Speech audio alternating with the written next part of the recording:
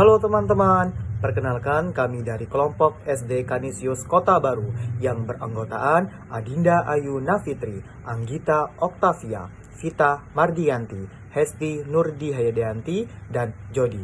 Pada mata kuliah pemahaman tentang peserta didik dan pembelajarannya. Pada kesempatan kali ini, kami akan memaparkan hasil diskusi kami pada ruang kolaborasi mengenai tanggapan terhadap kasus-kasus yang terjadi di ruang kelas.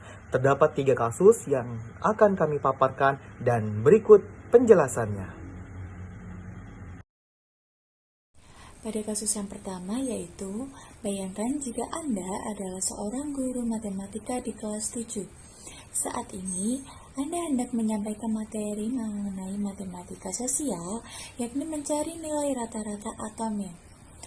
Untuk memudahkan peserta didik dalam memahami pembelajaran, Anda mencoba untuk membuat urutan atau langkah-langkah yang perlu diikuti oleh peserta didik agar dapat mencari nilai rata-rata pada sebuah soal. Anda meminta kepada peserta didik untuk mengerjakan soal yang telah Anda berikan. Hasilnya, peserta didik mampu mengerjakan soal dengan benar sesuai dengan langkah yang telah Anda siapkan. Beberapa saat kemudian, Anda meminta kepada peserta didik untuk mengulangi soal yang sama tanpa melihat urutan pengerjaan soal, dan peserta didik mampu mengerjakannya dengan benar. Pertanyaannya yaitu, menurut Anda, apa yang membuat peserta didik mampu mengerjakan soal dengan baik pada percobaan yang kedua tanpa melihat urutan atau langkah pengerjaan soal?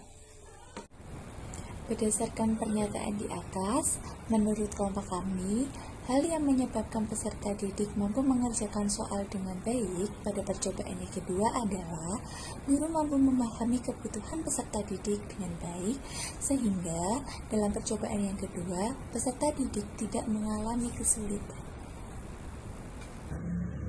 Baik, saya Jody. Saya akan melanjutkan penjelasan dari Saudari Adinda. Sebagai seorang calon guru, dalam kegiatan belajar yang seperti apa metode di atas dapat diterapkan? Elaborasi jawaban Anda dengan menyertakan teori yang berkaitan.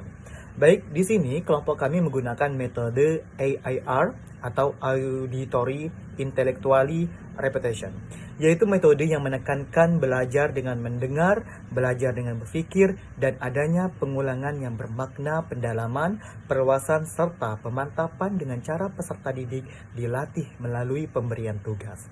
Hal ini selaras dengan teori belajar behavioristik yang dikemukakan oleh Ivan Pavlov, di mana teori ini menyebutkan bahwa siswa dapat belajar dengan melakukan latihan yang dilakukan secara terus-menerus agar menghasilkan perilaku yang terjadi secara otomatis.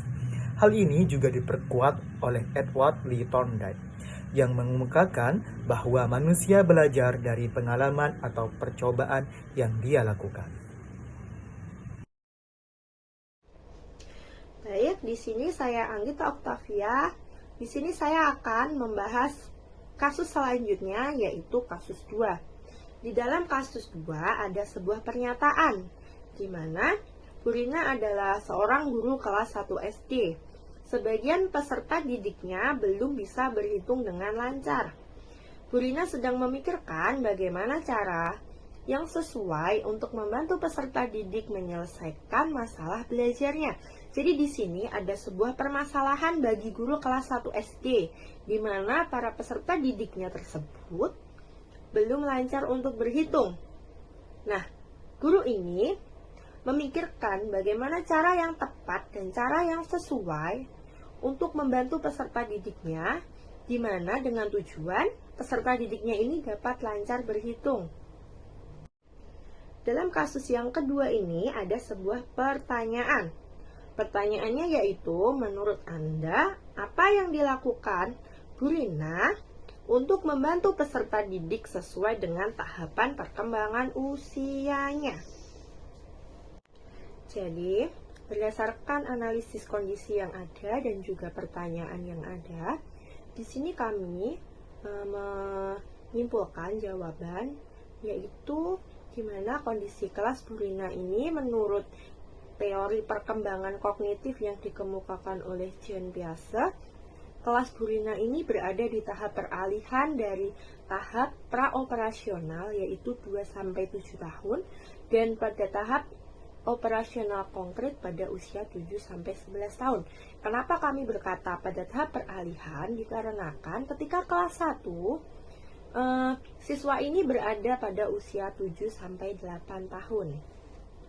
Nah, berdasarkan teori perkembangan tersebut, bahwa sehingga Burina dapat membantu peserta didik dengan menggunakan media motorik untuk merangsang stimulus peserta didik dengan menggunakan benda konkret yang ada di lingkungan sekitarnya.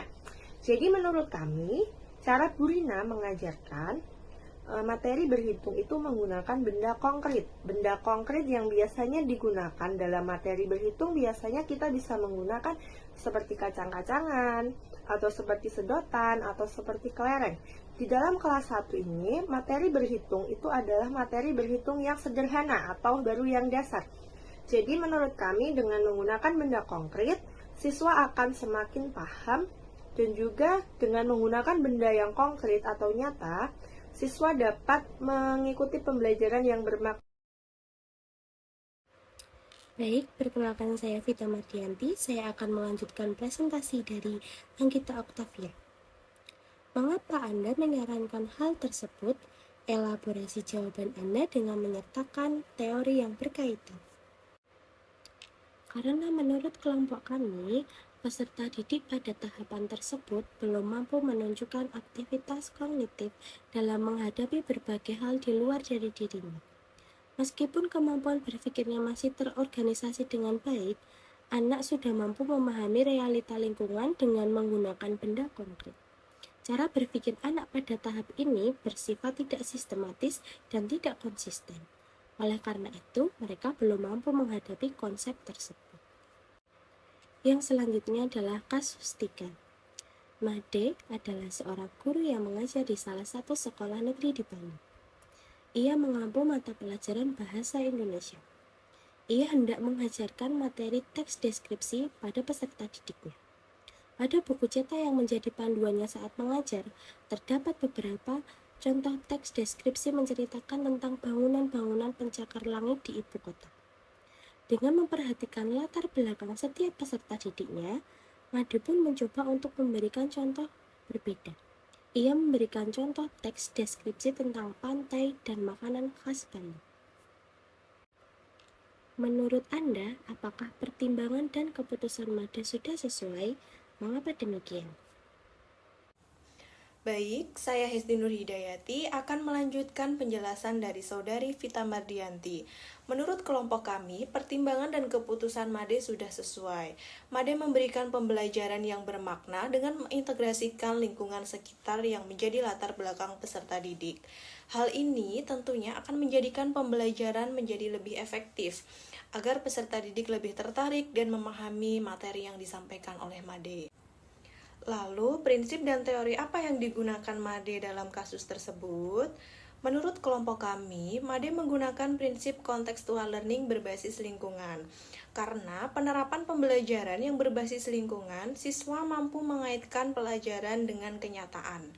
Mengaitkan hubungan antara pelajaran yang mereka terima, juga dapat mengaitkan dengan pemahaman yang mereka sudah miliki sebelumnya. Dengan pelajaran yang berbasis lingkungan, siswa tidak hanya mendengarkan penjelasan guru, tetapi juga dengan melihat, merasakan, dan mengikuti keseluruhan proses dari setiap pembelajaran.